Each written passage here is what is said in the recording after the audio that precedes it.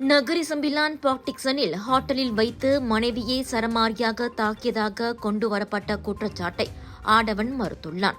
பாக்டிக்சன் magistrate நீதிமன்றத்தில் நிறுத்தப்பட்ட 37 வயது மொஹம்மத் ரிட்வான் எனும் அந்த ஆடவன் கடந்த மே மாதம் 24ஆம் தேதி காலை அந்த குற்றத்தை புரிந்ததாக தெரிவிக்கப்பட்டது.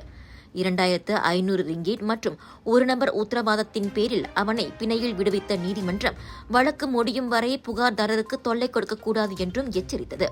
வழக்கு ஜூலை 23ஆம் தேதி மறுசெவிமடுப்புக்கு வருகிறது. குற்றம் நிரூபிக்கப்பட்டால் குற்றவியல் சட்டத்தின் 35(2)A பிரிவின் கீழ் அவனுக்கு அதிகபட்சமாக 6 மாத சிறை தண்டனையும் 2000 ரிங்கிட்டும் அபராதமாக விதிக்கப்படலாம். பிரசவத்திற்கு பிறகு அண்மையில்தான் அப்பத்தியம் முடிந்தவர் என்றும் பாராமல் மனைவியை அவ்வாடவன் சரமாரியாக தாக்கும் காணொளி முன்னதாக வைரலானது. அதில் 38 வயது அந்த பெண் கன்னத்தில் காயமடைந்து உடம்பில் பல இடங்களில் வலிக்கும் ஆளானார். துரோகம் இழைத்ததாக கூறி கணவனிடம் அந்த பெண் நியாயம் கேட்கப் போன போது தாக்கப்பட்டது போலீஸ் விசாரணையில் தெரிய வந்தது.